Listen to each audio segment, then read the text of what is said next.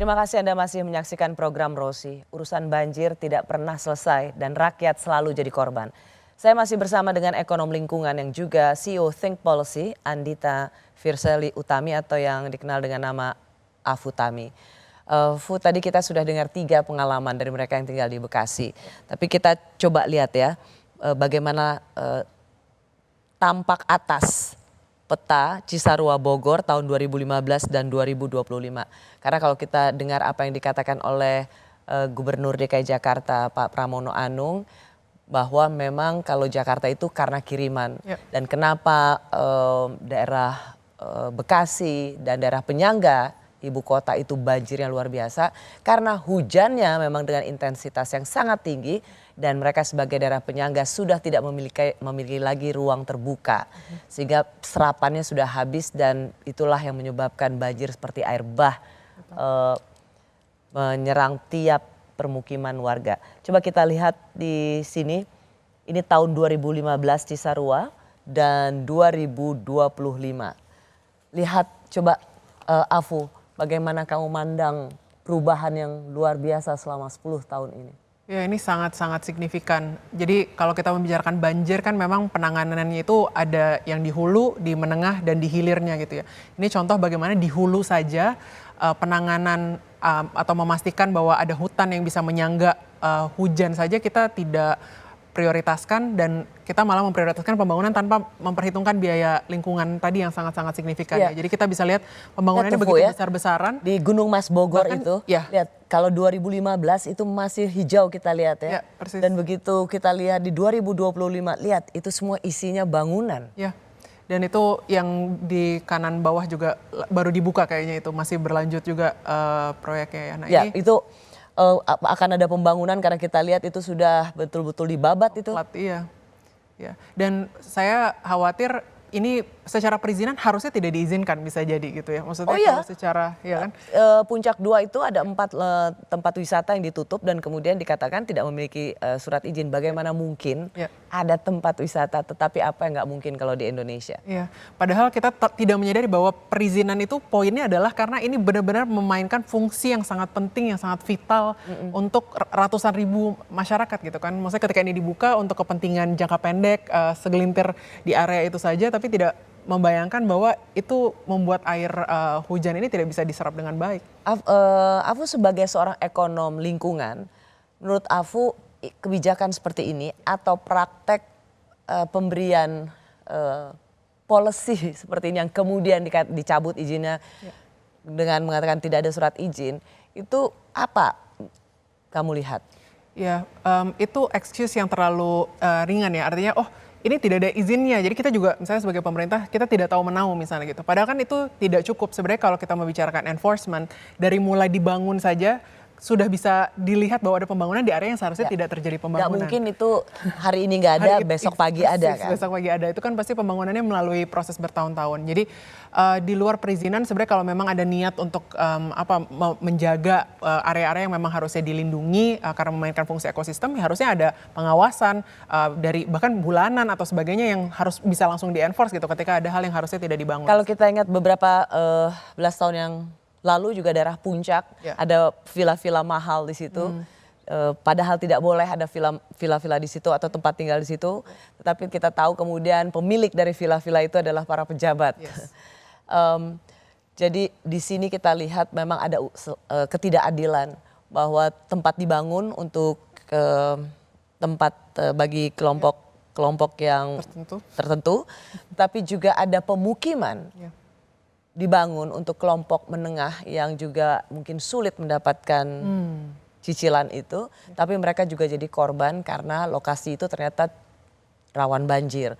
Sebagai seorang ekonom lingkungan, bagaimana dua paradoks ini Anda lihat? Ya, persis. Jadi ternyata di Indonesia baik di hulu maupun di hilir biaya lingkungan itu tidak diperhitungkan di dalam hitung-hitungan ekonomi gitu kan. Karena harusnya dengan kebijakan yang tepat, harusnya developer apa itu di hulu maupun di perumahan tadi di hilir harusnya bertanggung jawab juga. Jadi harusnya biaya dari potensi dampak lingkungan ini pertama harusnya tidak diizinkan in the first place, tapi kalaupun ada pengecualian misalnya diizinkan, harusnya ada biaya lingkungan tambahan yang harus dikeluarkan oleh oleh pengembang tersebut gitu. Apakah itu harus mendesain ruang terbuka hijau yang tepat atau penyangga. Jadi cara membangunnya misalnya harus mempertimbangkan bentuk bentang alam.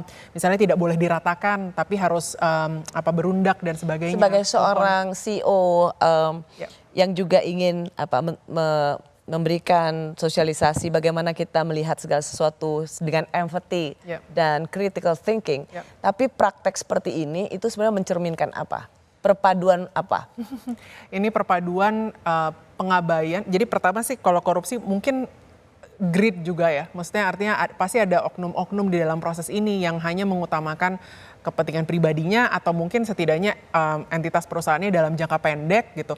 Tapi juga pada saat yang bersamaan kegagalan sistem gitu untuk benar-benar mengenforce atau mencegah apakah itu korupsi dari terjadi atau perizinan tata kelola yang harusnya di-enforce itu dari terjadi. Jadi ada masalah kapasitas, ada masalah mentalitas korupsi juga, dan yang paling penting kalau dalam kerangka ekonomi lingkungan itu sebenarnya bagaimana kita terlalu mendiskount, kita melakukan future discounting namanya. Jadi kita terlalu menilai secara tinggi keuntungan hari ini, tapi kita lupa memperhitungkan yang jangka panjangnya padahal jauh-jauh lebih besar gitu dampaknya. Dan kita sering sekali mendewakan pembangunan.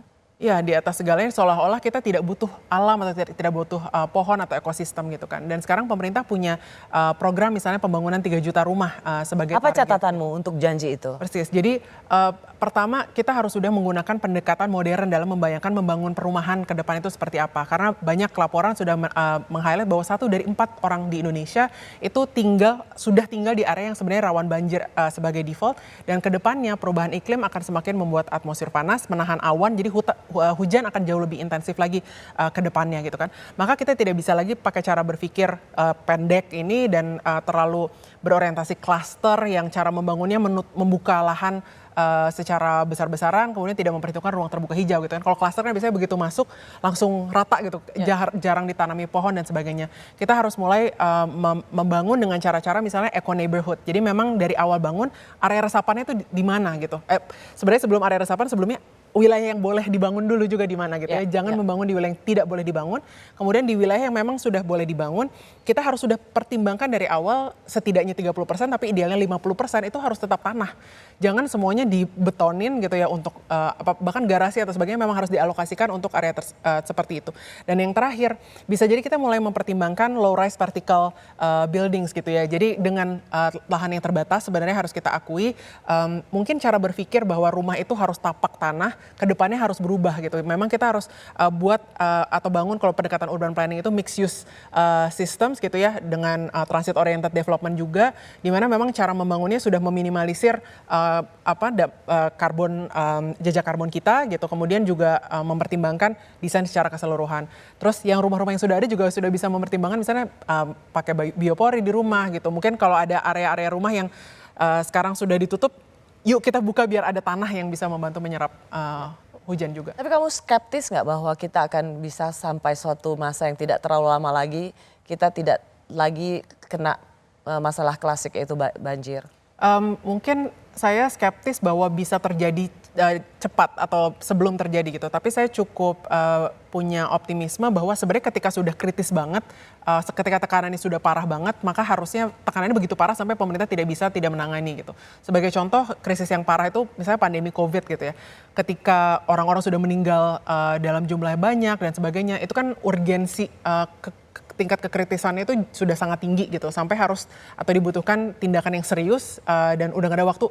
Korupsi ini maksudnya people are dying. Ya, tapi itu beda, pandemic is unprecedented, sesuatu yang belum pernah terjadi sehingga urgensi itu ada. Banjir ini bisa dibilang hampir tiap tahun dan kita selalu masalah klasik.